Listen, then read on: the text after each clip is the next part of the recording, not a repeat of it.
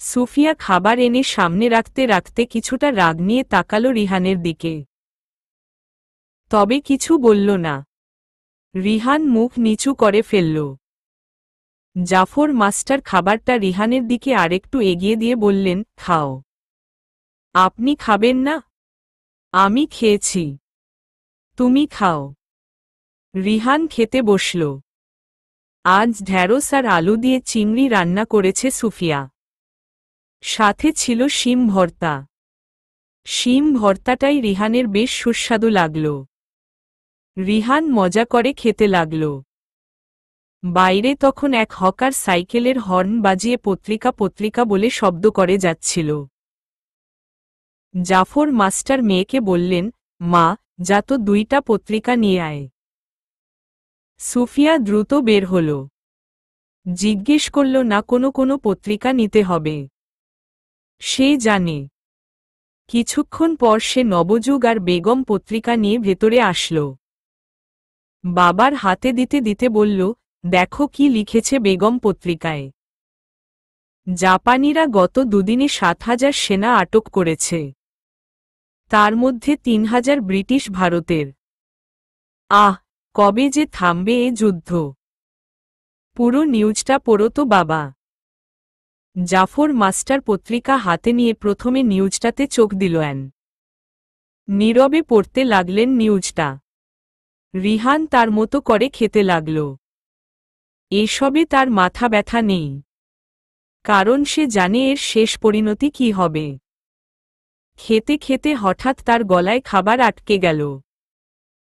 সুফিয়া তখন মাটির একটা কৌটায় পানি ঢেলে রিহানের হাতে দিয়ে বলল, পানি খান। আস্তে আস্তে খান খাবার। তাড়াহুড়া করতে হবে না। রিহান পানি পান করে বাকি খাবারটুকু শেষ করল। তখন জাফর মাস্টার পত্রিকা থেকে দৃষ্টি সরিয়ে বলতে লাগলেন, বার্মার রেঙ্গুন শহরটা দখল করে ফেলেছে জাপানিরা। ওরা প্রথমে কাউকারেইক এবং মৌলামাইন এই শহর দুটোতে আক্রমণ করেছিল। দুটো শহর সহজেই ওরা নিজেদের করে নেয়। এরপর উত্তর দিকে আক্রমণ চালায়, রেঙ্গুন শহরের দিকে। তখন তাদের বিরুদ্ধে লড়ছিল চীন ও অস্ট্রেলিয়ার সেনারা। পরে ব্রিটিশ সরকার ভারতীয় সেনাদের পাঠায়। কিন্তু তার আগেই জাপানিরা গুরুত্বপূর্ণ একটা ব্রিজ যুদ্ধের ঘাঁটি হিসেবে দখল করে নেয়। ভারতীয় সেনারা গিয়ে আর পেরে ওঠে না ওদের সাথে। অনেক সেনাদের বন্দী করে জাপানিরা। বেশিরভাগ ব্রিটিশ ভারতের। আমার মনে হয় বাবা, বার্মা ব্রিটিশ সরকারের হাতছাড়া হয়ে যাবে। আজ রেঙ্গুন হাতছাড়া হল। একদিন পুরো বার্মা জাপানিরা দখল নেবে। ওরা দিন দিন আরও বেশি শক্তিশালী হয়ে উঠছে। হুমম, বার্মা দখল হওয়ারই কথা। বার্মার লোকেরাই তো ব্রিটিশ সরকার থেকে মুক্তি চায়। ওরা গোপনে সেনাবাহিনী গঠন করে ব্রিটিশদের বিপক্ষে চলে গেছে। জাপানিদের দলে যোগ দিয়েছে। বার্মা দখলের পর জাপানিরা হয়তো ভারত দখলের চেষ্টা করবে। কিন্তু পারবে না, বলে উঠল রিহান। ওরা বার্মা দখল করে ফেলবে এই বছরেই। কিন্তু ভারত কখনো দখল করতে পারবে না। তুমি কেমনে জানো? ভবিষ্যৎ থেকে জেনে এসেছ নাকি? ধমকের সুরে প্রশ্ন করল সুফিয়া। রিহান চুপ হয়ে গেল। সুফিয়ার সামনে ভবিষ্যতের কথা বলা নিষেধ। জাফর মাস্টার দীর্ঘশ্বাস ছেড়ে বিষয়টার সমাপ্তি টানলেন, কি হয় আল্লাহই জানেন। এসব যুদ্ধবিগ্রহ আর ভালো লাগছে না। সবাই নিজ নিজ অধিকার নিয়ে একটু শান্তিতে থাকুক। আর কতদিন চলবে এই ক্ষমতার লড়াই? রিহান উইদিন আর ফিরে যায়নি জাকারিয়া সাহেবদের বাড়িতে। সুফিয়ার কথা রেখেছে সে। বিকেলে সুফিয়াদের বাড়ির উঠোনে বেশ কিছু ছোট ছোট ছেলেমেয়ে এসে হাজির খেলার জন্য। ওদের উঠোনটা বড়, তাই খেলার জন্য বাচ্চা ছেলেমেয়েরা প্রতিদিন চলে আসে বিকেল হলে। খেলা চলে রাত পর্যন্ত। নানারকম খেলা চলে ওদের ধাপে ধাপে। হাডুডু আর লুকোচুরি খেলা চলে রাতে, শুক্লপক্ষ আর পূর্ণিমার রাতগুলোতে। এখন অবশ্য শুক্লপক্ষ চলছে, তাই খেলা চলবে অনেক রাত পর্যন্ত। কয়েকটা বাচ্চা এসে সুফিয়ার হাত ধরে টানতে লাগল খেলার জন্য।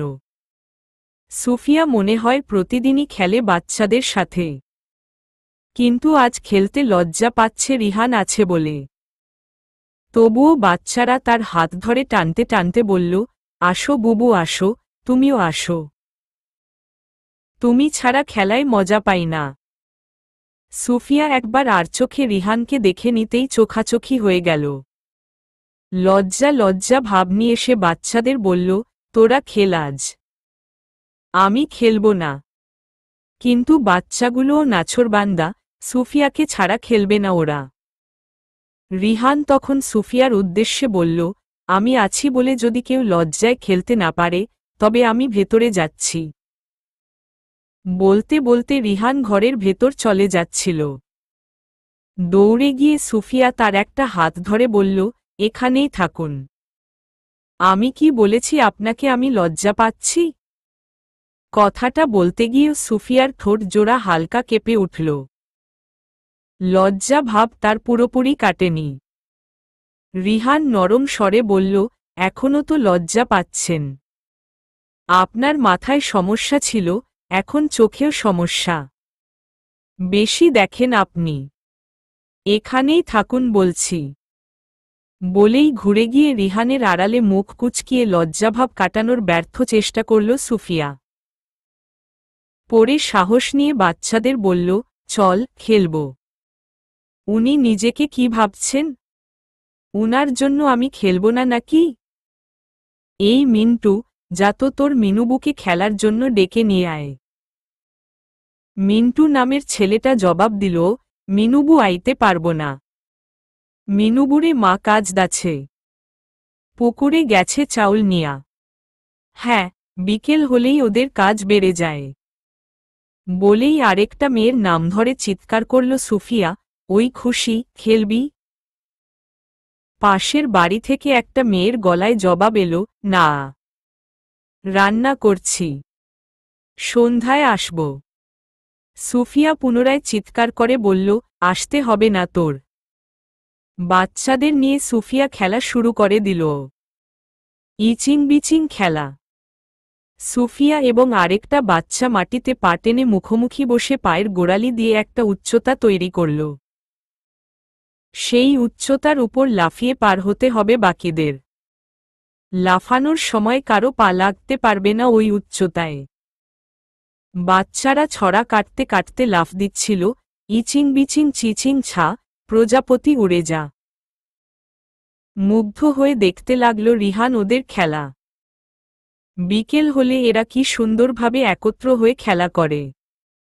এই মুহূর্তগুলো যদি আজীবন একই রকম থাকত, আফসোস থাকবে না।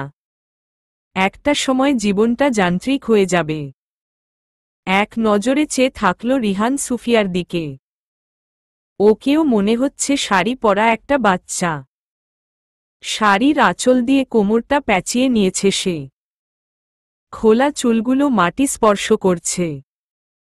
দুহাত দিয়ে চুলগুলো খোপা করতে করতে সে নজর দিল রিহানের দিকে। রিহানকে তার দিকে চেয়ে থাকতে দেখে মাথা দুলিয়ে প্রশ্ন করে, কি? কিছু না, হেসে চোখ সরিয়ে নেয় রিহান। সুফিয়া আবার খেলায় মন দেয়। দূরের একটা মাঠ থেকে কিছু ছেলেদের চিৎকার ভেসে আসে। রিহান এগিয়ে যায় দেখতে। সুফিয়াদের বাড়ির প্রবেশপথ হল টিনের একটা গেইট। গেইটটা পার হয়ে সে দূরের মাঠটার দিকে দৃষ্টি দিল। অনেকগুলো ছেলে ওখানে ক্রিকেট খেলছে। ওদিকে খেলা ফেলে সুফিয়া দৌড়ে এলো। গেইট দিয়ে মুখ বের করে বলল, কোথায় যাচ্ছেন না বলে? কোথাও না, ওই যে ক্রিকেট খেলছে, ওগুলো দেখছি। খেলতে পারেন? খুব পারি। দাঁড়ান আমিও আসছি। বলেই সে গেইট থেকে বের হলো বাচ্চাদেরকে খেলতে বলে। বাচ্চাদের মন খারাপ হয়ে গেল সুফিয়াকে হারিয়ে। আবার শুরু থেকে খেলা শুরু করতে হবে তাদের। বালির উপর বসায় সুফিয়ার পেছনে ধুলো লেগে গিয়েছিল।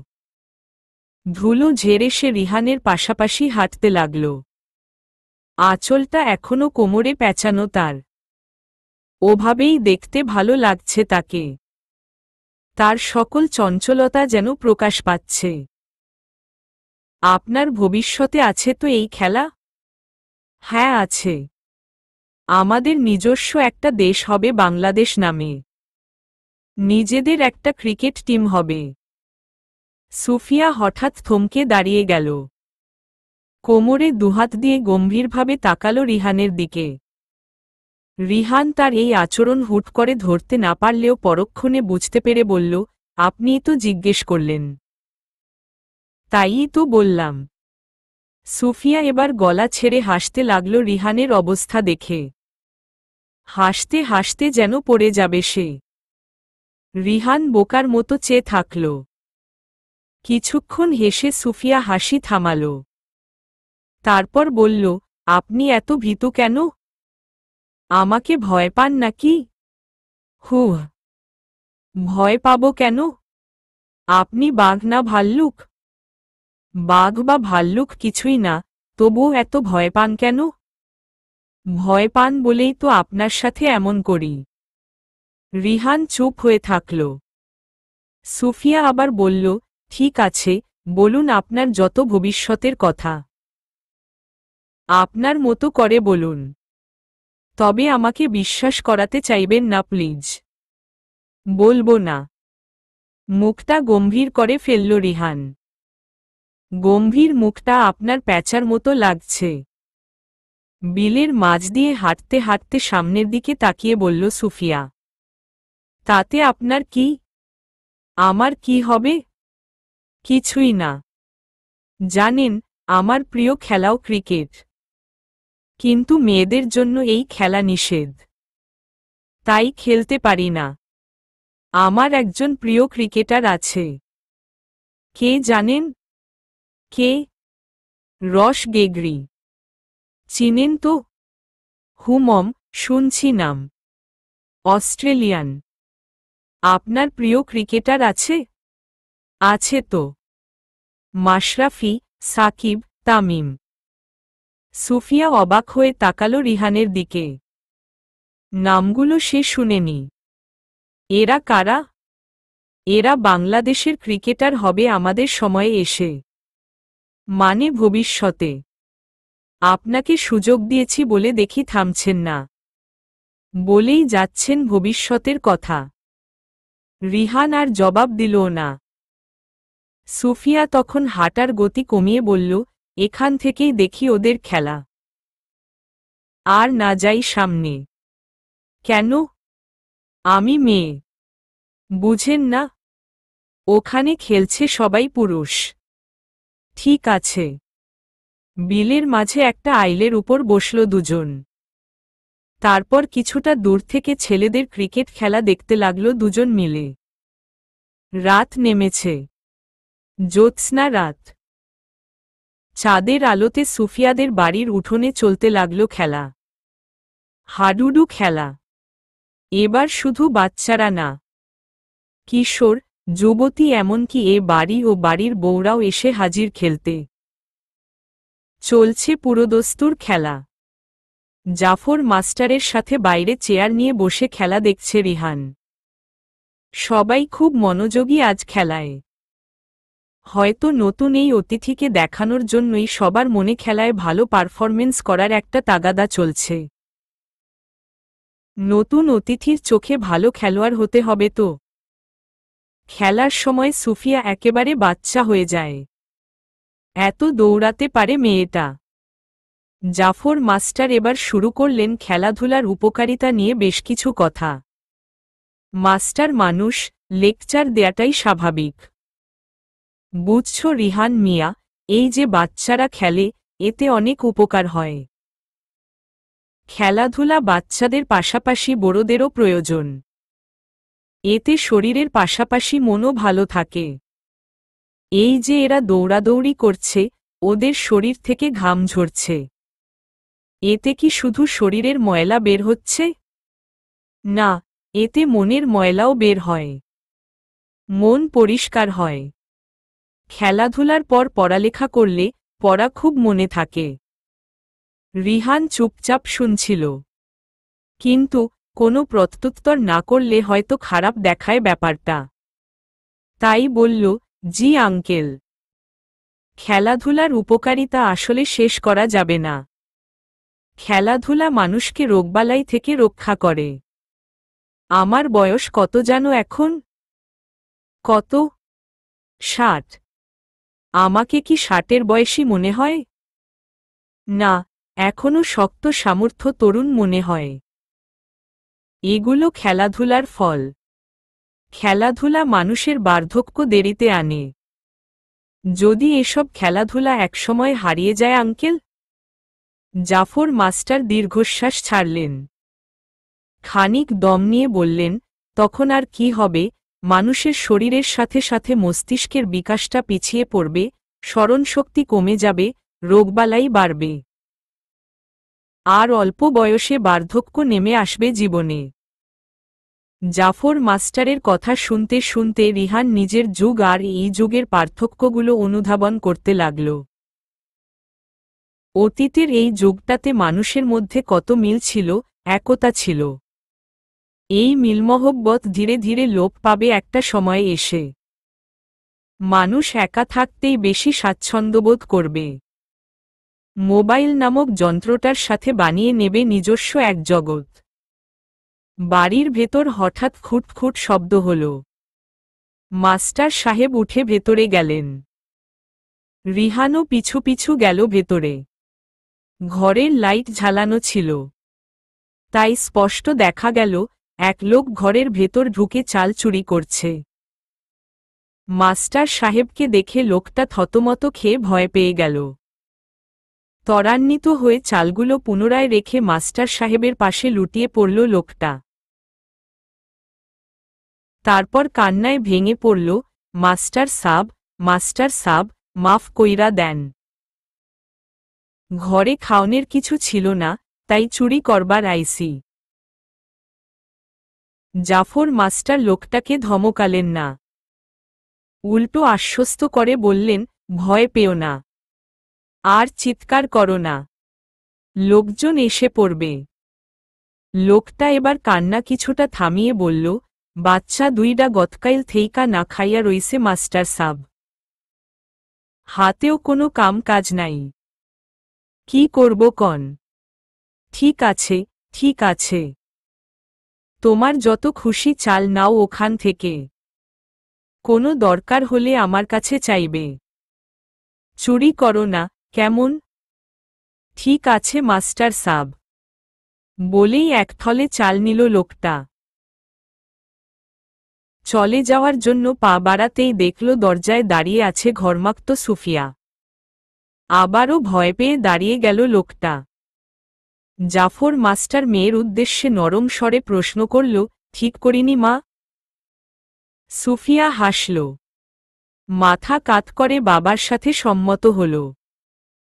এমন বাবার মেয়ে কি আর অমত হতে পারে?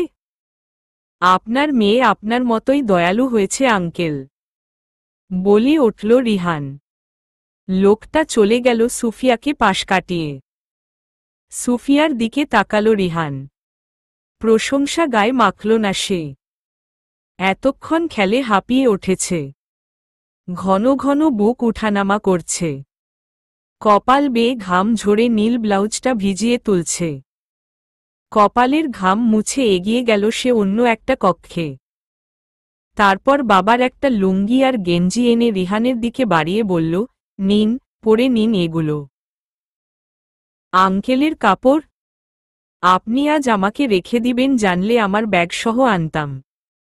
ওখানে আমার কাপড় আছে, লুঙ্গিও আছে। আপনারগুলো না এনে ভালোই করেছেন। এখানে যতদিন আছেন বাবারগুলোই পরুন। ঠিক আছে। কাপড়গুলো হাতে নিল রিহান। আপনি তো ঘেমে একেবারে গোসল হয়ে গেছেন। আপনিও খেলবেন নাকি মেয়েদের সাথে? না, না, আপনারাই খেলুন। ঠিক আছে, এগুলো পরে বাইরে আসুন। আর শুনুন, কোনো মেয়ের দিকে নজর দিয়ে লাভ নাই। ওখানে বেশিরভাগ এ বাড়ি ও বাড়ির বউ। বাবাকে বের হয়ে যেতে দেখে শেষের কথাটা গলা নিচু করে বলল সুফিয়া। তারপর হেসে বের হয়ে গেল। ভোর হতেই কোলাহল নেমে এলো গ্রামে। রিহান ইতোমধ্যে গ্রামের পরিবেশের সাথে নিজেকে খাপ খাইয়ে নিয়েছে। ভোরবেলায় ঘুম ভাঙে তার। ঘুম থেকে উঠে বাইরে বের হতেই চোখে পড়ে বাচ্চারা দলবেঁধে মক্তবে যাচ্ছে। সুফিয়াকে কোথাও দেখা গেল না। জাফর মাস্টার বাইরে চেয়ার নিয়ে বসে কুরআন পড়ছেন। রিহানকে দেখে বললেন, রিহান মিয়ার ঘুম ভাঙছে নাকি? যাও, ওখান থেকে নিমগাছের একটা ডাল ভেঙে দাঁত মেজে নাও। তারপর পুকুরঘাটে গিয়ে মুখ ধুয়ে আসো। বাধ্য ছেলের মতো রিহান শুনল জাফর মাস্টারের কথা। রাতে ঘুমটা ভালোই হয়েছে আজ। দুহাত প্রসারিত করে আর্স ভাবটা কাটাল। তারপর নিমগাছ থেকে একটা ডাল ভেঙে দাঁত মাজতে মাজতে পুকুরে গেল। বড় একটা পুকুর। ওখানে সুফিয়াকে পাওয়া গেল। ঘাটে বসে সে চাল ধুচ্ছিল। রিহানকে ওদিকে আসতে দেখে সে বলল, নবাব সাহেবের ঘুম ভাঙল তবে? আমি তো তাড়াতাড়ি উঠলাম ঘুম থেকে। এটাকে তাড়াতাড়ি ওঠা বলে? আরও ভোরে উঠবেন, যখন একটু একটু করে আলো ফুটবে। তখনকার হাওয়া গায়ে লাগাবেন। স্বাস্থ্য ভালো থাকবে। আমার কি স্বাস্থ্য খারাপ? শুধু শরীরটা থাকলেই কি স্বাস্থ্য ভালো থাকে? ভেতরের রোগ কি আর দেখা যায়? ঠিক আছে, মুখ ধুয়ে আসুন আপনি। বলেই সুফিয়া চাল ধোয়া শেষ করে চলে যেতে লাগল। রিহান ঘাটে বসে কুলি করতে লাগল। কিছুক্ষণ পর সুফিয়া আবার এলো পুকুর ঘাটে। চুলোয় চাউল বসিয়ে এসেছে সে।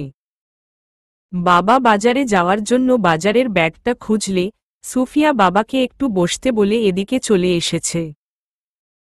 রিহানের উদ্দেশ্যে বলল, এই যে স্বাস্থ্যবান, হয়নি আপনার এখনো?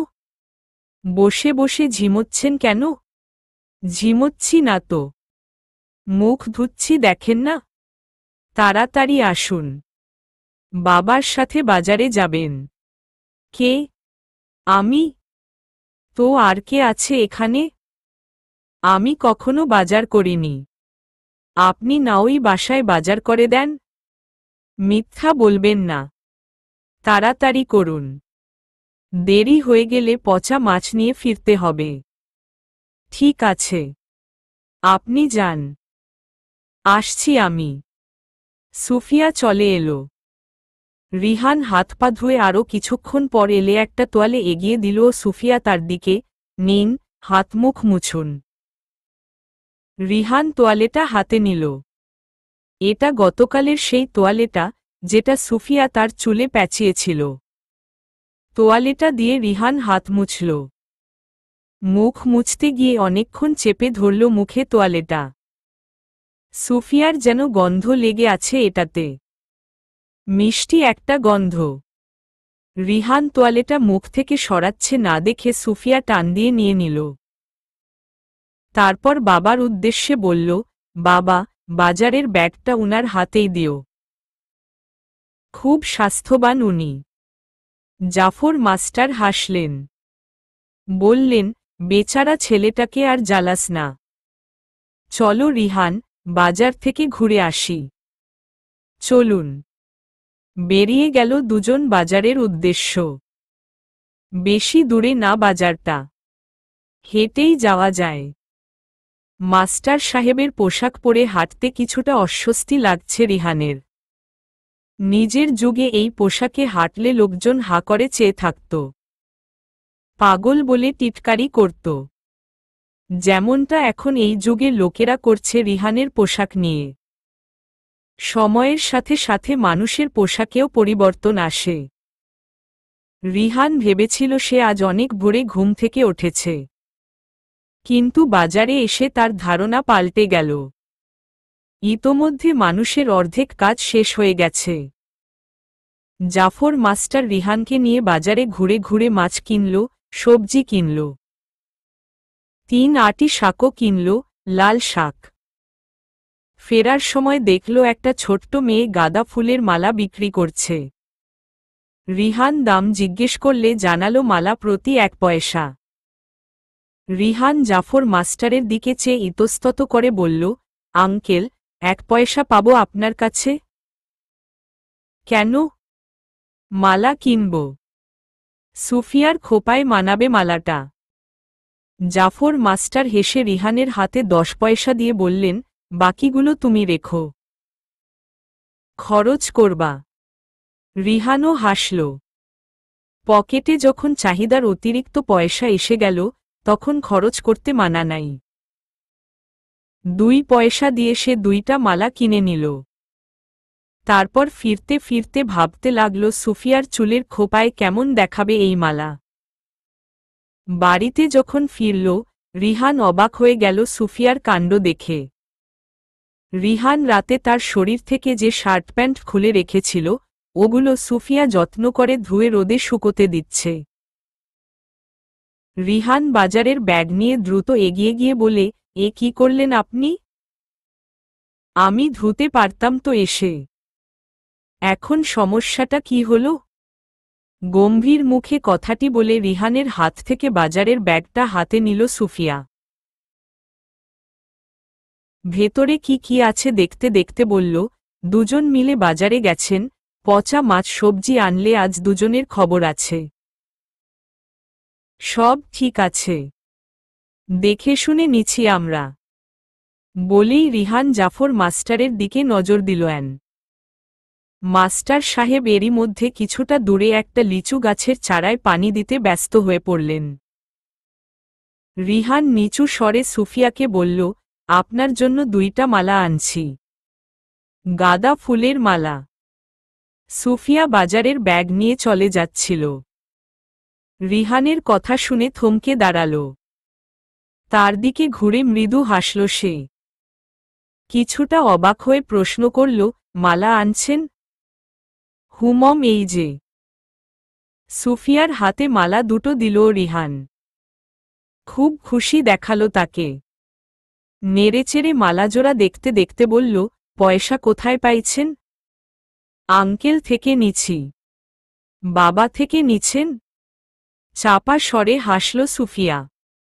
কি মিষ্টি লাগছে এই মুহূর্তে তাকে। এই খুশি চেহারাটাতে সুফিয়াকে কয়েকগুণ সুন্দর লাগল। হঠাৎ হাসি থামিয়ে সুফিয়া মালা জোড়া রিহানকে ফিরিয়ে দিয়ে বলল, নিজ হাতে খোপায় পরিয়ে দিতে পারবেন? তবেই নিব। সুফিয়া বাজার নিয়ে ভেতরে চলে গেল। রিহান মালা 2টো হাতে নিয়ে থমকে দাঁড়িয়ে থাকল কিছুক্ষণ। জাফর মাস্টার পেছনে থেকে এসে তার পিঠ চাপড়ে বললেন, আসো, তোমাকে একটা কাজ দিই। কি কাজ?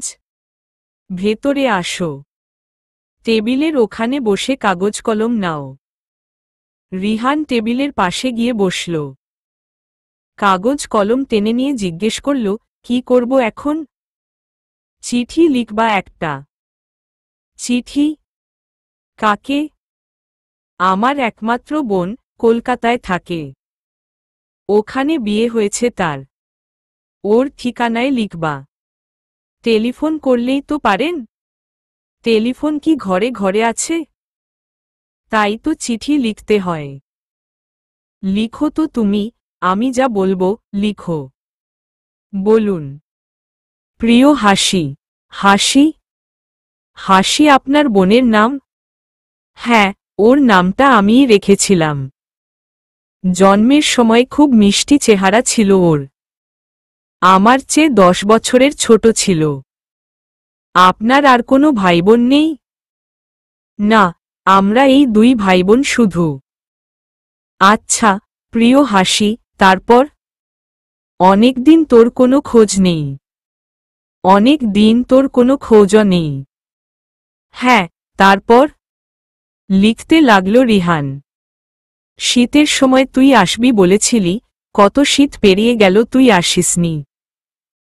রিহান মাথা তুলে একবার তাকালো জাফর মাস্টারের দিকে। মাস্টার সাহেব হঠাৎ যেন অন্য জগতে হারিয়ে গেলেন। চেয়ারে হেলান দিয়ে বসে সামনের কপাটে একধানে চেয়ে বলে যাচ্ছিলেন তিনি, তোর কি মনে পড়ে না তোর এই ভাইয়ের কথা? শোন, দেশের অবস্থা ভালো না। দেশে দেশে যুদ্ধ চলছে। নিজেদের দেশেও আমরা শান্তিতে নেই। আমরা পারি না নিজেদের অধিকার নিয়ে কথা বলতে। এভাবেই আমাদের থাকতে হবে। দেশ এখন ব্রিটিশদের। একটু সাবধানে থাকিস বলে চললেন জাফর মাস্টার। রিহানও লিখতে লিখতে অনুধাবন করল কথাগুলো খুব গভীর থেকে আসছে। শেষে জাফর মাস্টার নড়েচড়ে বসে জিজ্ঞেস করলেন, লেখা শেষ? যা যা বলছি লিখছ তো? হ্যাঁ, সব লিখেছি। পড়ে দেখুন। বলেই চিঠিটা মাস্টার সাহেবের দিকে এগিয়ে দিল রিহান। মনোযোগ দিয়ে তিনি কিছুক্ষণ চিঠিটা পড়ে ভাঁজ করতে করতে বললেন, হ্যাঁ, ঠিক আছে। পোস্ট অফিস চিনো তো? এটা পোস্ট অফিসে দিয়ে আসো।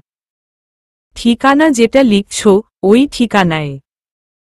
আমি তো পোস্ট অফিস চিনি না কোথায়। রিহান মিয়া, একটু আশপাশটা চিনে রাখবা না? আমি তো এই সময়ের কেউ না আঙ্কেল। ভবিষ্যৎ থেকে এসে আমি কি করে চিনব? একটু ক্লান্তি লাগছে বলে আর বের হতে চাচ্ছিলাম না। ঠিক আছে, চলো, আমিও যাই সাথে। বাবা, তুমি বসো। আমি যাচ্ছি উনার সাথে। শাড়ির আঁচলে হাত মুছতে মুছতে রান্নাঘর থেকে এলো সুফিয়া। জাফর মাস্টার বললেন, ঠিক আছে, তোরা দুজন যা। তাড়াতাড়ি চলে আসিস। ঘর থেকে বের হলো দুজন। পাশাপাশি হাঁটতে হাঁটতে রিহান প্রশ্ন করল, পোস্ট অফিস কোনো দিকে? দূরে নাকি বেশি? না, কাছেই। ওই তো সামনেই। তাইলে ওদিকে কোথায় যাচ্ছেন? ওদিকে তো পুকুরটাই আছে। আমরা এখন পুকুরে বসব, আপত্তি আছে আপনার? কিন্তু চিঠিটা? ওটা পোস্ট অফিসে দিতে হবে না। কেন? সুফিয়া মুহূর্তেই জবাব না দিয়ে পুকুর ঘাটে গিয়ে বসল। বাইরে ততক্ষণে প্রখর রোদ পরিবেশটাকে উষ্ণ করে রেখেছে। পুকুর ঘাটে বড় একটা আমগাছ থাকায় ছায়া পড়েছে ওখানে। গাছের ছায়াতে সুফিয়ার পাশে কিঞ্চিত দূরত্বে বসল রিহান। তখন সুফিয়া বলে উঠল, আমার ফুপিটা বেঁচে নেই। মারা গেছেন? মানে এই চিঠিটা না দিলেও হবে। যার কাছে যাবে তিনিই তো বেঁচে নেই। রিহান অবাক হয়ে যায়। সুফিয়া পুকুরের পানির দিকে চেয়ে বলতে লাগল, ব্রিটিশরা তো এই দেশে অনেক বছর ধরে শাসন করছেন। আমাদেরকে সব অধিকার থেকে বঞ্চিত করে দেশের সম্পদ লুট করে নিত্য তারা তাদের দেশে নিয়ে যায়। এখানকার রাস্তাঘাট ঠিক নেই, পর্যাপ্ত শিক্ষা প্রতিষ্ঠান নেই, এসবের দিকে ব্রিটিশ সরকারের নজরও নেই। আমার ফুপা ছিলেন একজন সাংবাদিক। খুব সাহসী তিনি। প্রতিদিন তিনি ব্রিটিশদের এসব অনাচারের বিরুদ্ধে লিখে যেতেন। একদিন ব্রিটিশ সেনারা আমার ফুপির বাসায় ঢুকে পড়ে। তারপর আর কি? একটা নৃশংস ঘটনার সাক্ষী হয়ে রইল ওই দিনটা। ফুপা, ফুপু এবং তাদের একমাত্র সন্তান শফিক ভাইয়াকে ওরা গুলি করে হত্যা করে। নির্বাক হয়ে সুফিয়ার কথাগুলো শুনতে লাগল রিহান। সুফিয়া থামতেই সে প্রশ্ন করল, এটা কবেকার ঘটনা? প্রায় 11 বছর হতে চলল। এরপর থেকে বাবা একটু অন্যরকম হয়ে যায়। বাবা জানে তার বোন মারা গেছে, কিন্তু মনে প্রাণে বিশ্বাস করে না। প্রায় বোনকে এভাবে চিঠি লিখে। আর আপনার মা? উনার কি হয়েছিল? মা তো আরও আগে মারা যায়। তখন আমি খুব ছোট। কি যেন অসুখ হয়েছিল। ডাক্তারও রোগটা ধরতে পারেনি। জানেন, আমি ছিলাম মায়ের খুব আদরের। মা আমাকে খুব ভালোবাসত। বিয়ের অনেক বছর পরও মায়ের কোনো সন্তান হচ্ছিল না। এজন্য আমার মাটা কত অপমান সহ্য করেছিল। সবাই বলাবলি করত আমার মা অপয়া, বন্ধা। দাদাবাড়ির লোকজন বেশি বলতো এই কথাগুলো। শেষে বাবা সবার সাথে সম্পর্ক শেষ করে এখানে চলে আসে মাকে নিয়ে। এখানে ঘর করে। পরে আমার জন্ম হলেও কারো সাথে আর যোগাযোগ করেনি বাবা। আমিও দাদাবাড়ির কাউকে চিনি না। থামল সুফিয়া। রিহান আর প্রশ্ন করল না। জানে সে, সুফিয়ার মন ভালো নেই এখন। গাঁদা ফুলের মালা দুটো তখনও রিহানের হাতে ছিল। পরিস্থিতি এখন ভিন্ন। সুফিয়ার খোপায় এগুলো পরানোর মতো সময় এটা না। দেরি হলে হয়তো ফুলগুলো শুকিয়ে যাবে। সুফিয়াকে আর মালা পরা খোপায় দেখা হলো না তার। সুফিয়া হয়তো তার মনের কথা বুঝতে পেরেছে। বলল, কি রিহান সাহেব, মালাটা কি দেয়ার ইচ্ছে নেই? হাসল সুফিয়া। দুঃখী ভাবটা কেটে গেছে তার চেহারা থেকে। অদ্ভুত মেয়ে। নিজেকে কত সহজেই মানিয়ে নেয় পরিস্থিতির সাথে। পরিয়ে দেব খোপায়? মালা দুটো দুহাতে ধরে প্রশ্ন করে রিহান। হুমম, দিন। বলেই সুফিয়া রিহানের দিকে পিঠ দিয়ে বসল। রিহান আলতো করে স্পর্শ করল সুফিয়ার খোপা। অদ্ভুত অনুভূতি হতে লাগল তার ভেতরে। সুফিয়ার চুলের খোপা ছুঁতে পারাটাও যেন অনেক কিছু। খোপার নিচে সুফিয়ার ফর্সা ঘাড়ে উকি দিয়ে আছে কালো একটা তিল। আলতো করে ওটা ছুঁতে গিয়েও ছুঁল না রিহান। একটা মালা সে কয়েকটা প্যাচ দিয়ে পরালো খোপায়। অন্যটা দুবার প্যাচ দিয়ে ঝুলিয়ে দিল কাঁধ বরাবর। সুফিয়া চোখ বন্ধ করে আছে।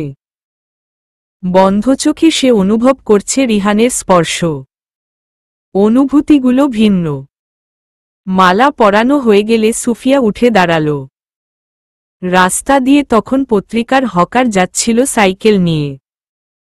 সুফিয়া রিহানের উদ্দেশ্যে বলল, যান, 2টা পত্রিকা নিয়ে আসুন। আমি চুলোয় তরকারি দিয়ে এসেছি।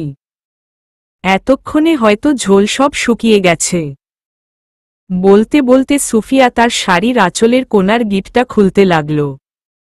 ওখানে গিঁট দিয়ে সে কয়েকটা পয়সা রেখেছিল।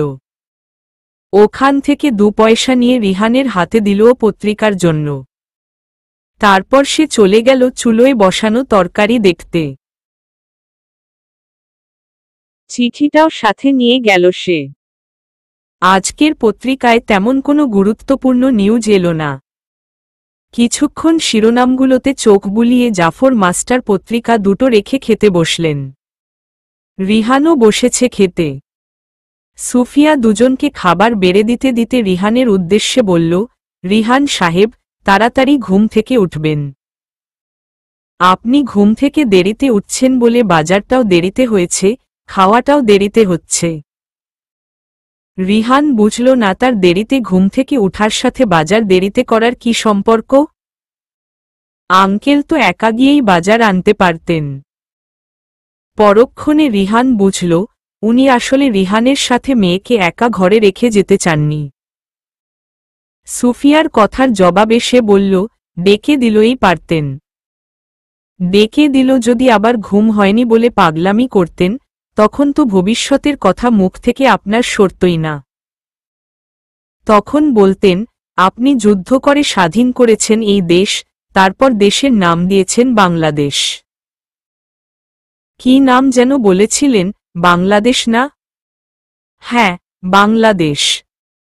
কিন্তু আমি যুদ্ধ করিনি। যুদ্ধ হবে 1971 সালে, আর আমার জন্ম 1990 সালে। হা হা হা, এই তো সুযোগ পেয়ে আবার শুরু করে দিলেন ভবিষ্যতের কথা। জোরে হেসে উঠল সুফিয়া। রিহান মুখটা কালো করে বলল, আপনি সবসময় আমার সাথে এমন করেন।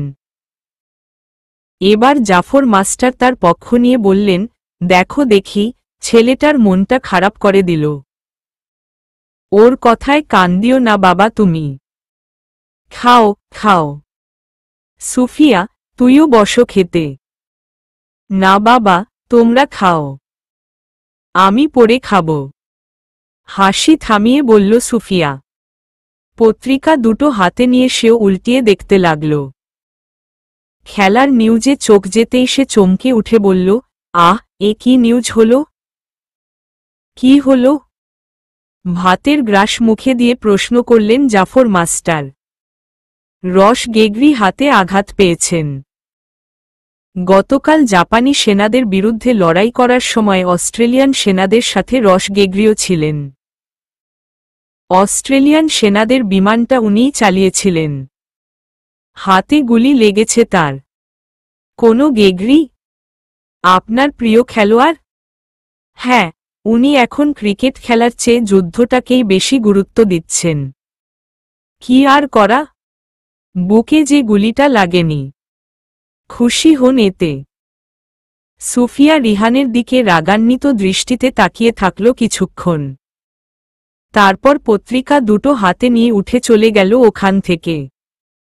রিহান বুঝেছে সুফিয়া রেগে গেছে। ওভাবে কথাটা বলা ঠিক হয়নি তার। রস গ্রেগরিকে কখনো সামনাসামনি না দেখলেও সুফিয়া মনে মনে তাকে স্বপ্নের পুরুষ ভাবে।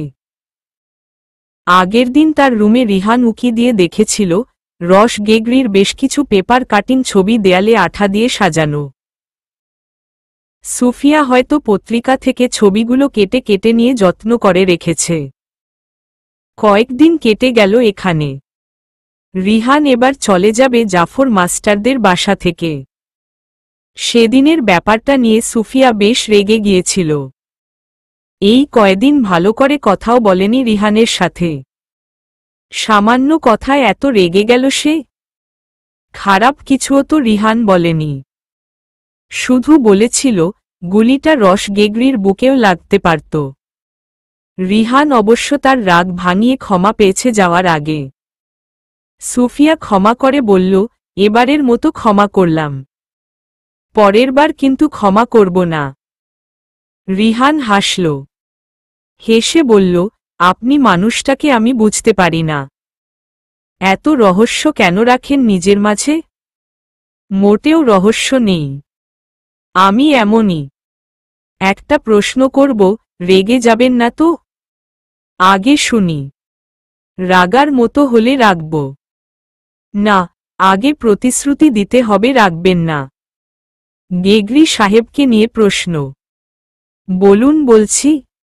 ধরুন সামনাসামনি দেখা হলো উনার সাথে, উনিও আপনাকে পছন্দ করলেন, বিয়ের প্রস্তাব দিলেন, কি করবেন? এটা কখনো সম্ভব না। উনি কখনো আমার সামনে আসবেন না। মনে করতে বলছি। যদি আসে, আমি রাজি হব না। আমি উনাকে ভালোবাসি।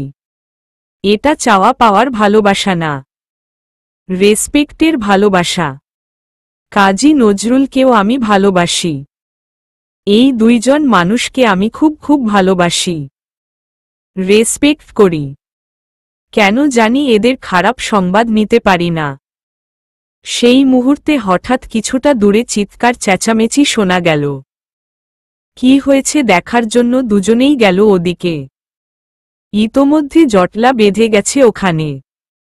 চারদিক থেকে উৎসুক জনতা এসে ভিড় করতে লাগল। খেলার মাঠে খেলা থামিয়ে ছুটে আসতে লাগল ছেলেরা।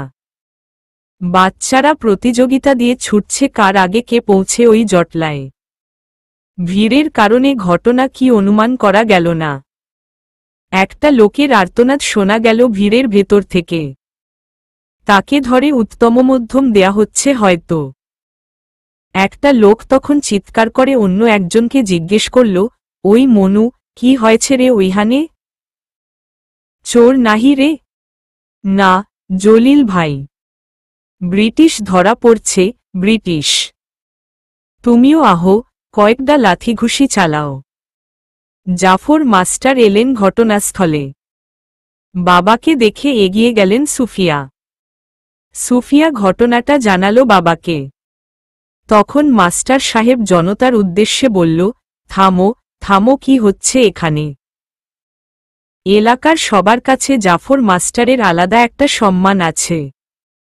তাই মাস্টার সাহেবের কণ্ঠ শুনেই ভিড়টা সরে গিয়ে জায়গা করে দিল উনাকে।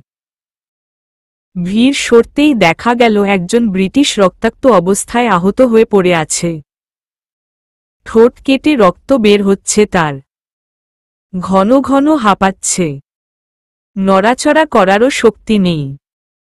জাফর মাস্টার লোকটার পাশে গিয়ে বসলেন। লোকটাকে কিছুক্ষণ খুঁটিয়ে দেখলেন। তারপর জনতার উদ্দেশ্যে বললেন, লোকটাকে এভাবে মারলে তো মারা যাবে। মাস্টার সাব, লোকদারে বাঁচায় রাইখা কি হইব? আমাগরে বহুত জ্বালায় আসছে এরা, এই ব্রিটিশরা। জনতার কণ্ঠে ক্রোধ প্রকাশ পেল। জাফর মাস্টার এবার দাঁড়িয়ে বললেন, লোকটা বিপদগ্রস্ত। বিপদগ্রস্ত কোনো লোককে এভাবে মারাটা কাপুরুষদের কাজ। লোকটাকে মেরে ফেললে তাদের সাথে আমাদের পার্থক্য আর কি থাকল? জনতার ক্রোধ কিছুটা কমল এবার। জাফর মাস্টার ব্রিটিশ লোকটাকে তুলে বসালেন। লোকটা ইশারায় পানি চাইল। মাস্টার সাহেব তার জন্য পানির ব্যবস্থা করলেন। একপাশে দাঁড়িয়ে রিহান মুগ্ধ হয়ে দেখল মাস্টার সাহেবের মহানুভবতা। যে ব্রিটিশরা তার বোনের পুরো পরিবারকে নির্দ্বিধায় মেরে ফেলেছিল, সেই ব্রিটিশদের একজনকে পেয়ে এভাবে যত্ন করছেন। রাগ বা ক্রোধ কিছুই নেই উনার মাঝে। স্নেহের চোখ দুটো বেয়ে তার দরদ উগলে পড়ছে ব্রিটিশ লোকটার জন্য। লোকটার গায়ের ছেঁড়া জামা খুলতে খুলতে তিনি জনতার উদ্দেশ্যে বললেন, এভাবে কেউ কাউকে মারে? লোকটার জামা পর্যন্ত ছিঁড়ে কি অবস্থা হয়েছে দেখো। মাস্টার সাব, লোকটার জামা আগে থেইকা ওরহম ছেঁড়া আছিল। জবাব দিল একজন। তার মানে লোকটা আগে থেকেই অসহায় ছিল। আর সবাই মিলে তোমরা একটা অসহায় লোকের সাথে এরকমটা কিভাবে করতে পারলে? সবাই এবার লজ্জায় মুখ নিচু করে ফেলল। গায়ের ছেঁড়া জামাটা খুলতেই দেখা গেল লোকটার পেটের চামড়া আর পিঠের চামড়া এক হয়ে আছে। কতদিন যে অভুক্ত ছিল আন্দাজ করা কঠিন। জাফর মাস্টার মেয়ের উদ্দেশ্যে বললেন, সুফিয়া, যা তো মা, লোকটার জন্য খাবার নিয়ে আয়। আর পরনের কাপড় নিয়ে আসিস। সুফিয়া দৌড় দিল খাবার আর কাপড়ের জন্য। জাফর মাস্টার এবার লোকটার গোসলের ব্যবস্থা করলেন। নিজ হাতেই গোসল করালেন তিনি তাকে। কতদিন যে গোসল করেনি সে বলা যায় না। চুলদাড়িগুলো লম্বা হয়ে কেমন যেন হয়ে আছে।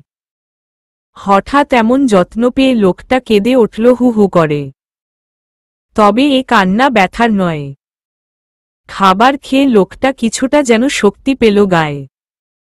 তারপর এক লোমহর্ষক কাহিনী বর্ণনা করল ইংরেজিতে। জাফর মাস্টার পড়ে বাংলায় বুঝিয়ে দিলেন সেটা সবাইকে। ব্রিটিশ সেনাটার নাম সেলিকোস। আগের বছর বার্মা থাইল্যান্ড সীমান্তে যুদ্ধরত অবস্থায় জাপানি সেনাদের হাতে বন্দী হয়েছিল সে। থাইল্যান্ডে তাকে কারাবন্দী হিসেবে রাখা হয়। ওখানে হাজার হাজার কারাবন্দীদের সাথে কাটতে থাকে সেলিকোসের বন্দী জীবন। বন্দীদের সাথে জাপানি সেনারা মোটেও ভালো ব্যবহার করে না। সকল বন্দীদের দিয়ে ওরা অনেক কঠিন কাজ করায়।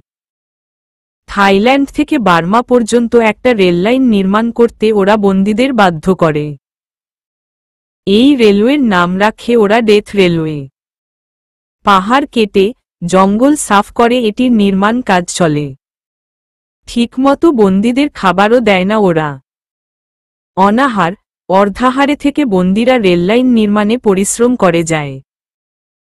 বন্দীরা বেশিরভাগ ব্রিটিশ, ভারতীয়, অস্ট্রেলিয়ান, চীন এবং ইংল্যান্ডের। যুক্তরাষ্ট্রেরও আছে কিছু কিছু বন্দী। ঝড়বৃষ্টি, বৈরী আবহাওয়াতেও চালিয়ে যেতে হয় তাদের পরিশ্রম। রোগবালাই হলে কেউ দেখার মতো নেই ওখানে। চোখের সামনে সেলিকোস দেখেছে হাজার হাজার মৃত্যু। বন্দীরা দুর্বল হয়ে যখন কাজ থামিয়ে ফেলে, তখন তাদের গায়ের জামা খুলে অত্যাচার করা হয়। অনেকে এই অত্যাচার সহ্য করতে না পেরে মারা যায়। তারপর মৃতদের দেয়া হয় গণকবর। 1 বছর বন্দী হিসেবে ওখানে জীবন কাটিয়ে গত মাসে সেলিকোসের পালানোর সুযোগ হয়। প্রথমে সে পালিয়ে বার্মায় আসে। এখানে ওখানে রাত কাটিয়ে ফেলা দেয়া খাবার খেয়ে সে আজ এখানে এসে উপস্থিত হয়েছে। পুরো ঘটনা শুনে সকলের মনে এবার সেলিকোসের জন্য দয়া হতে লাগল। কেউ কেউ এই অবস্থায় মারার জন্য ক্ষমা চেয়ে নিল ওর কাছে। ওরা সবাই মিলে ওর থাকার ব্যবস্থা করবে এখানে। পরে সেলিকোস ফিরে যাবে নিজ গন্তব্যে। রিহান এবং সুফিয়া পাশাপাশি দাঁড়িয়ে পুরো ঘটনা শুনছিল। শুনে সবার মতো তাদের ভেতরটাও কেমন যেন কোমল হয়ে উঠল। সুফিয়া অস্ফুটে বলে উঠল, এমন বন্দিজীবন যেন কারো না হয়। তারপর রিহানের দিকে ঘুরে বলল, আপনি একটু সাবধানে থাকবেন, প্রায় ওদিকে ব্রিটিশদের আনাগোনা হবে। জাপান জার্মান সেনা হোক বা ব্রিটিশ সেনা হোক, সবাই কিন্তু একই। এরা নিজেদের স্বার্থটাই আগে দেখে। আসি তবে আমি। হুমম। কৃত্রিম হাসল রিহান। সাবধানে যাবেন। আর একবেলা খাবার না পেলে কি করবেন মনে আছে তো? হুমম। এই নিন 5 পয়সা, এটা রাখুন। গাড়ি ভাড়া। আঁচলের গিট খুলে পয়সা দিল সুফিয়া। রিহান জাফর মাস্টার এবং সুফিয়ার কাছ থেকে বিদায় নিয়ে চলে এলো জাকারিয়া সাহেবদের বাসায়। জাকারিয়া সাহেব অবশ্য রিহানের ব্যাপারে জানতে চেয়েছিল এতদিন সে কোথায় গিয়েছিল। তবে তার ব্যাপারে কেউ এতটা ভেবেছে বলে মনে হল না।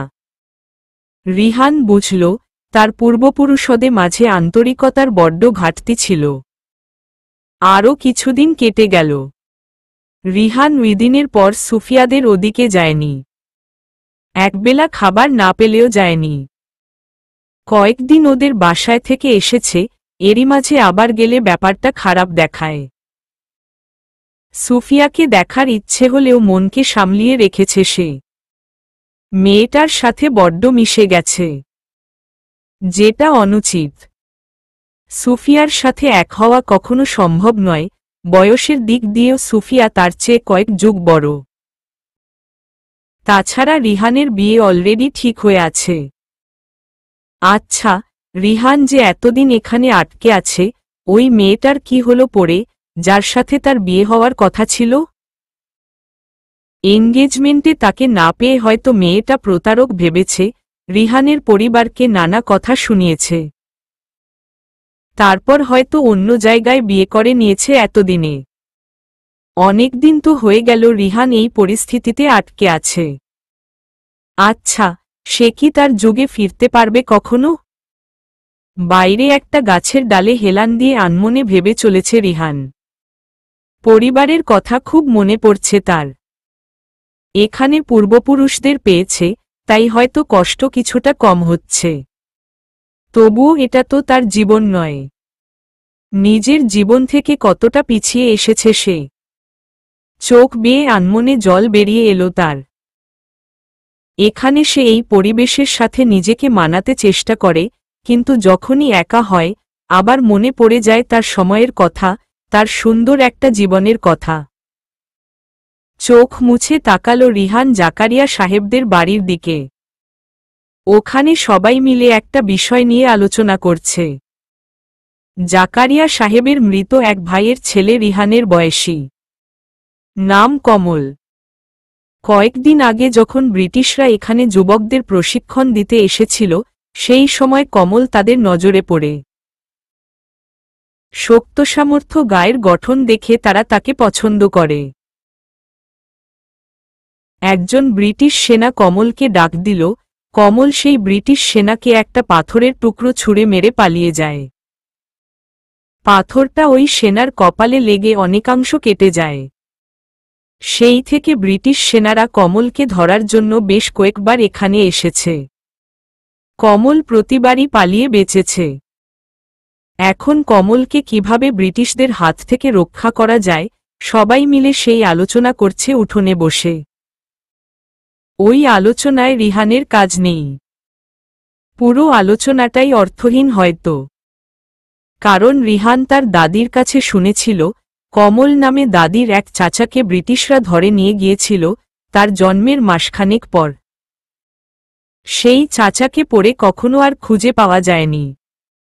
রিহান তথ্যটা গোপন রাখল নিজের কাছে। তথ্যটা ফাঁস করলে পরবর্তী ঘটনার জন্য জাকারিয়া সাহেব আবারও তাকেই দায়ী করবেন, যেমনটা দায়ী করেছেন ওই সময় মেয়ে সন্তান জন্ম হওয়ার জন্য। আকাশে জোরে গর্জন শোনা গেল।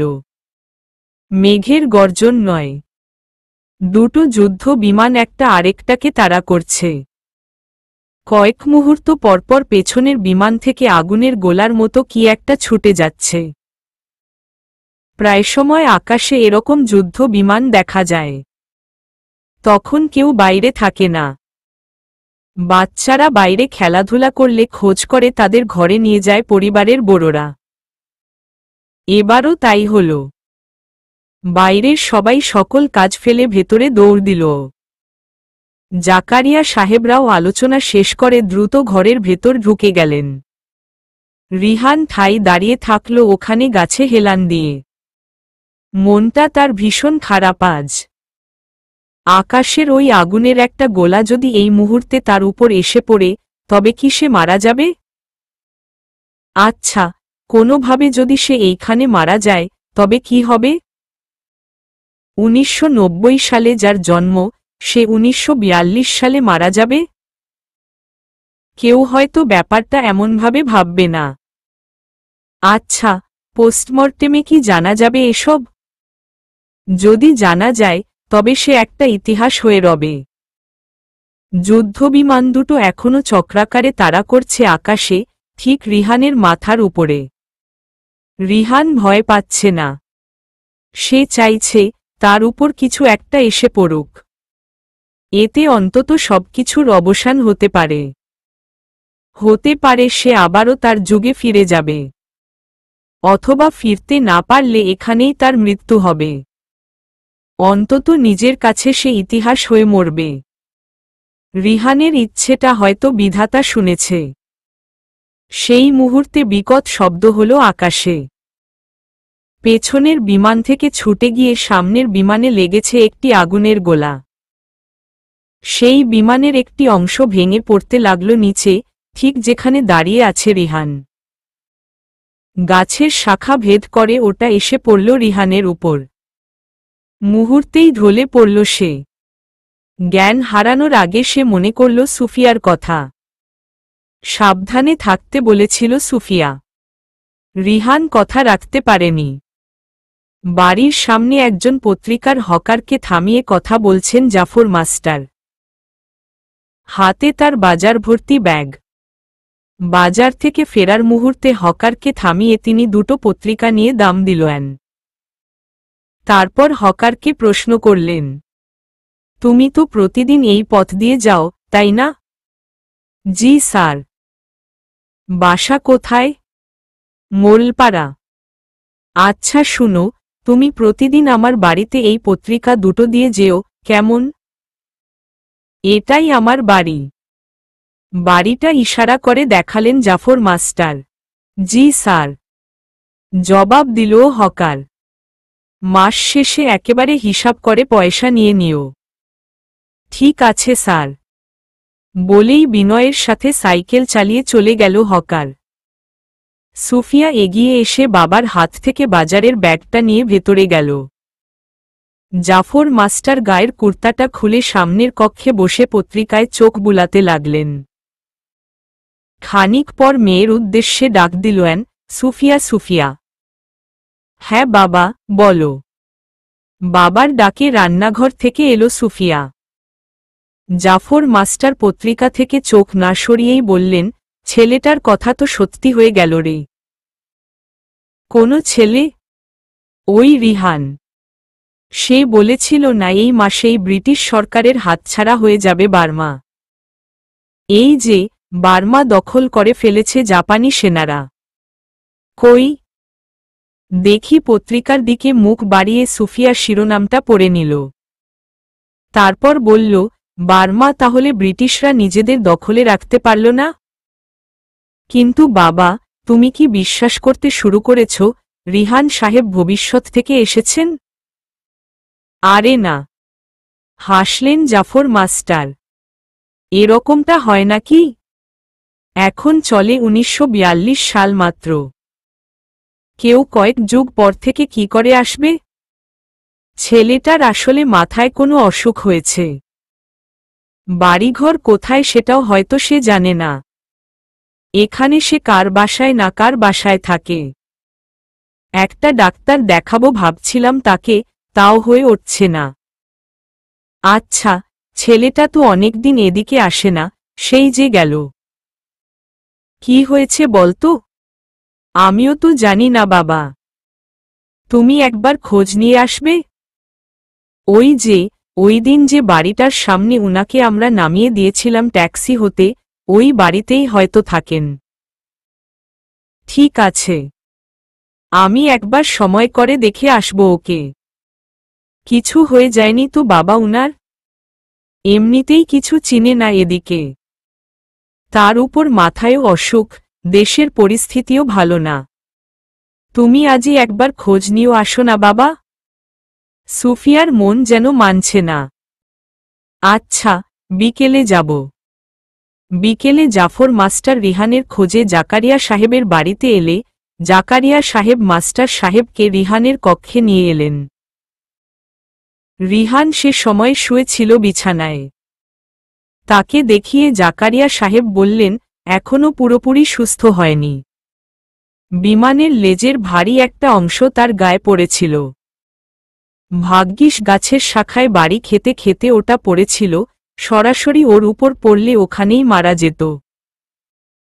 আমরা চিকিৎসা করেছি, এখন অনেকটা সুস্থ ও।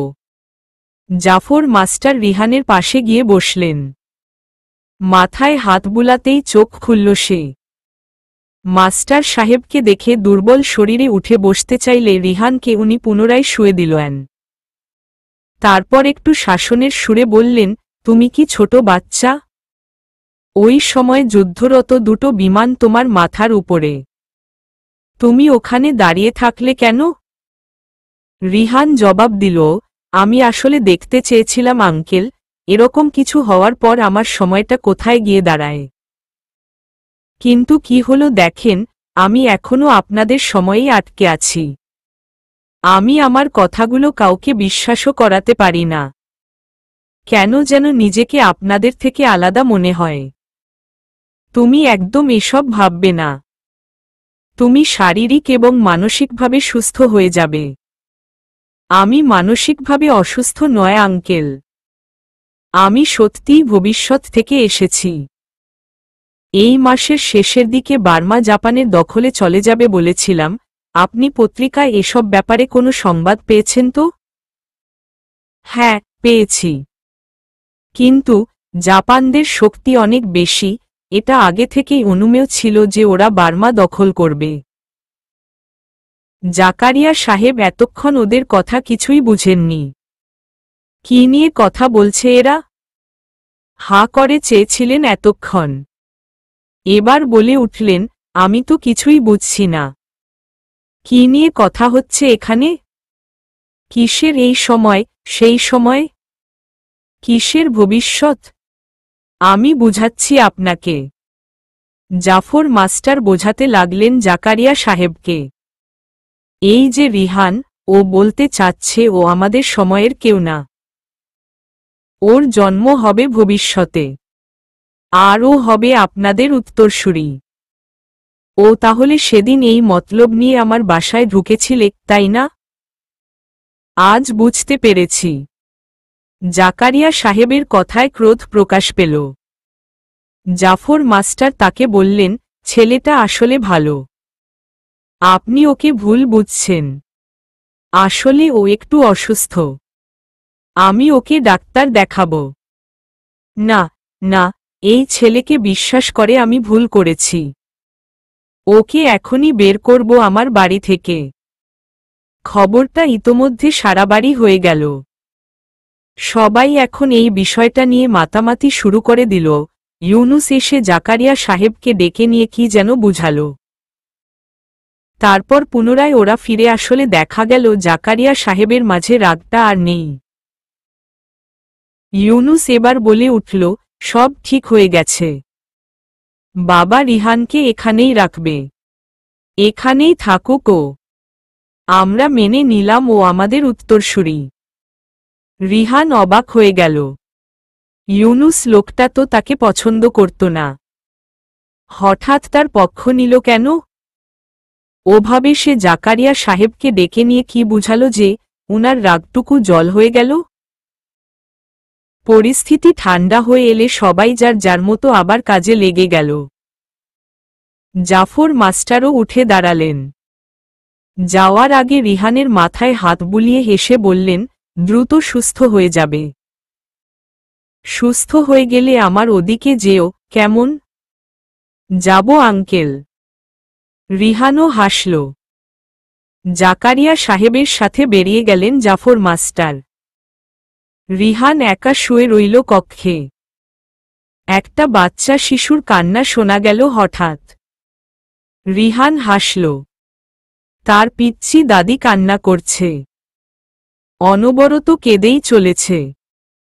আরেকটা কণ্ঠ ভেসে এলো ওই ঘর থেকে।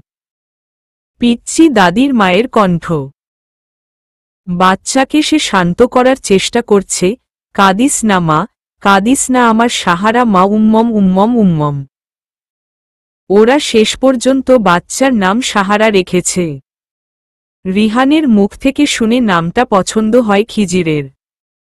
তারপর খিজির মেয়ের নাম ওটাই রাখে। তার মানে বলতেই হয় দাদির এই সাহারা নামটা হওয়ার পেছনে তারও অবদান আছে। আচ্ছা, পিচ্চি দাদি এভাবে কাঁদছে কেন? কখন থেকে কেঁদে চলেছে? কোনো সংকেত দিচ্ছে না তো কান্নার মাধ্যমে? ওই সময় ইউনুস কি বলেছিল জাকারিয়া সাহেবকে? পুনরায় মনে হতে ব্যাপারটা মাথা থেকে ফেলতে পারল না রিহান। অনেকক্ষণ পর তার কক্ষে এলো ইউসুফ। ইউসুফ তাকে দেখে ব্যঙ্গ করে হাসল। এখনও সে রিহানকে শত্রু মনে করে। ইউসুফকে হাসতে দেখে রিহান জিজ্ঞেস করল, কি দাদা, হাসছ কেন? চুপ। দুই কোমরে হাত দিয়ে দাঁড়াল ইউসুফ। কে তোমার দাদা? তুমিই আমার দাদা। মৃদু হাসল রিহান। বলো, বলো, আরও দাদা বলো আমাকে। শীঘ্রই তুমি টের পাবা। কি টের পাব? ভ্রু কুচকাল রিহান। ইউসুফ আরও কাছে এসে গলাটা নিচু করে বলল, তোমাকে ব্রিটিশদের হাতে ধরিয়ে দেবে বলেছে। তারপর মজা বুঝবা। আমাকে সেদিন পয়সা দিয়ে ফেরত নিছ না? এবার খুব মজা হবে। হা হা হা। কে আমাকে ব্রিটিশদের হাতে ধরিয়ে দেবে? ব্যাপারটা সিরিয়াসলি নিল রিহান। আমার বাবা। বাবাকে বলতে শুনেছি এসব। আমার কমল চাচা আছে না? কমল চাচাকে ব্রিটিশরা খুঁজছে না? কমল চাচার বদলে তোমাকে ধরিয়ে দেবে। হুমম ইউসুফ যেন খুব মজা পাচ্ছে কথাগুলো বলতে পেরে। যা, কমল চাচার বদলে আমাকে কি করে ধরায় দেবে? আমি আর ও এক নাকি? আরে, তোমার আর কমল চাচার শরীর তো দেখতে একই রকম। শুধু চেহারাটাই মিল নাই। ব্রিটিশরা তো কমল চাচার চেহারা মনে রাখেনি। আচ্ছা, তুমি এখন যাও। হু হু, এখন মজা হবে। আমাকে পয়সা দিয়ে তুমি ফেরত নিছ। নেচে নেচে বের হয়ে গেল ইউসুফ। তার কথাগুলো বিশ্বাস করল রিহান। তার মানে ওই সময় জাকারিয়া সাহেবকে ডেকে নিয়ে এই কথাগুলো বলেছিল ইউনুস। ইউনুস হয়তো কমলকে বাঁচানোর জন্য আগে থেকে এই পরিকল্পনা করেছে, যা জাকারিয়া সাহেব জানতেন না। তাই ওই সময় জানার পর হঠাৎ কথার ধরন পাল্টে গিয়েছিল তার। সবাই মিলে এরা রিহানকে ব্রিটিশদের হাতে ধরিয়ে দেওয়ার পরিকল্পনা করছে। মনে মনে কৃতজ্ঞতা জানাল রিহান ইউসুফের প্রতি। ইউসুফ তাকে শত্রু ভেবে উপকারী করে গেল। মনে মনে রিহান বলল, ধন্যবাদ দাদা, অতীতে এসে তোমাকে আমি মার খাইয়েছি, আর তুমি আমাকে অজ্ঞাত অবস্থায় বড় বিপদ থেকে বাঁচালে। পিচ্চি দাদিকেও ধন্যবাদ দিল রিহান। ওর কান্না থেমে গেছে এখন। হয়তো কান্নার মাধ্যমে সেও একই সংকেত দিতে চেয়েছিল। নিজের দাদা দাদি তাকে এভাবে বাঁচিয়ে দিল। দীর্ঘশ্বাস ছেড়ে হাসল রিহান। তাকে আজই পালাতে হবে এখান থেকে। কিন্তু কিভাবে পালাবে? দুর্বল শরীর নিয়ে সবার চোখ ফাঁকি দিয়ে সে পালাতে পারবে তো? চলবে।